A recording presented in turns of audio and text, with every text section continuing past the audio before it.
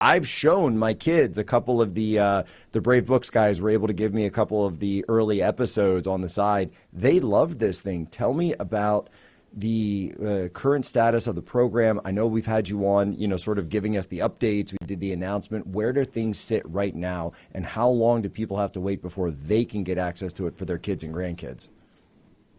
Well, this is a brand new children's show. Think of a modernized version of Mr. Rogers' Neighborhood meets a family-friendly, faith-forward Muppets Sesame Street.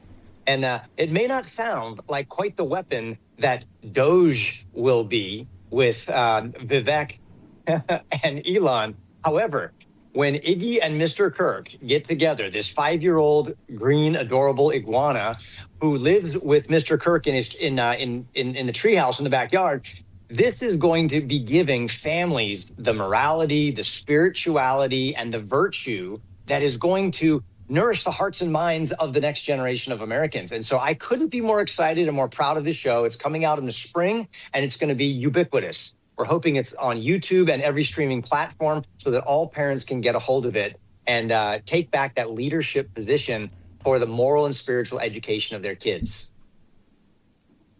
And that's so perfect. By the way, the show is good too. That's something that I do want to come out and say. And we've got some clips that we're showing right now. But the fact of the matter is that with kids these days, they are distracted by so many things. I know my kids certainly are, and it's a constant fight with screens. It's a constant fight with whoever's going viral and what the next thing is. But what's cool about this is, what I will also appreciate is that for so many kids these days, what you have those jump cut 3D animation shows, and the jump cut 3D animation shows are the ones that lock your kids in. They get sucked in. Sorry to anyone who doesn't have kids, you don't know what I'm talking about. These things turn kids into little zombies when they watch that kind of stuff. That's not what this is. This is actual full-length stories, and each story has a message, and each story is educational, and it is much healthier for your kids' brain development to watch stuff like this. And look, I get it. You're sitting there, you're watching the kids, you say, all right, I'm tired, I'm going to throw on, Miss Rachel, I'm going to throw on Cocomelon, I'm going to throw on Paw Patrol, whatever it is. But you know what? That stuff isn't good for your kids' mental state. That's right. It's worse than the equivalent of tortillas and candy for your kids. Yes. You want to give them nutrient dense content to frame their worldview and their values. And the way that we have to do that is we have to pay careful attention to the things that they're consuming. And that's why, as a grandfather, Jack, I've got a little granddaughter right now. She's 4 months old, and I'm building a library of media for her to be able to watch, and future grandkids, your kids and everyone. And I appreciate what you're doing. If we continue to work together like this, we can essentially create better food, better nourishment for the hearts and minds of our kids.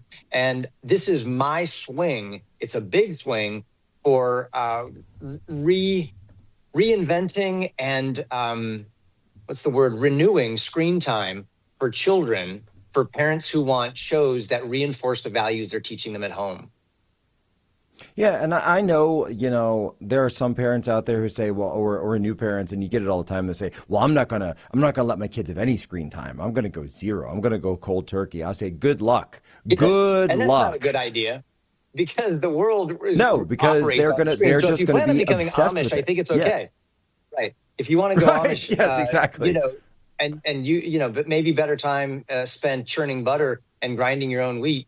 But if they're going to live in the rest of the world, we've got to know how to use technology responsibly. So let's use it for the good and not for the evil.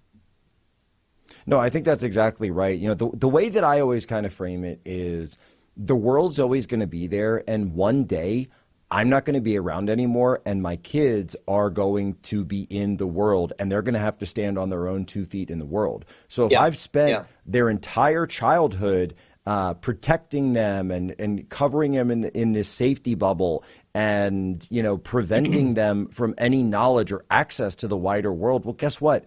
they're going to be helpless. They are going to be like Yeah, the that's flakeless right. bird pushed out of the nest that plummets down to the ground because they'll have no idea what they're coming for. No, the role, and maybe people have different opinions, and that's fine. But my view is that you've got to prepare your children for the world and really to be able to meet the world head on.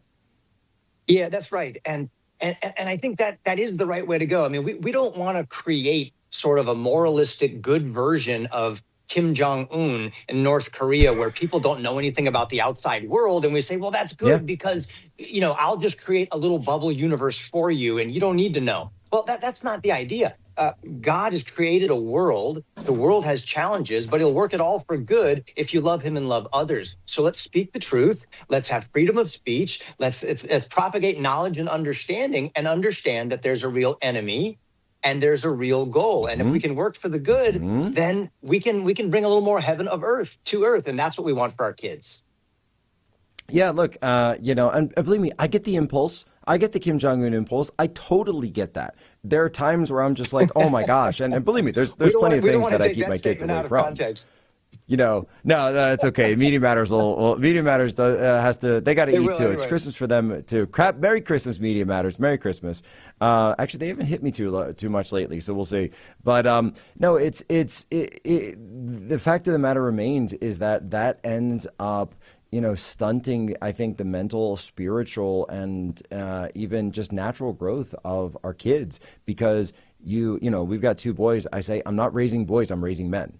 And if I'm raising men because I want them to be men, then that means at one point they will not be boys anymore. So that's why I am tough on them sometimes. That's why it's put your toys away. You got to do it yourself. Guess what? You're old enough now to do that. You do have to clean your plate. You do have to eat your vegetables, et cetera, et cetera. And so it's about positive parenting as opposed to just creating this false reality for them.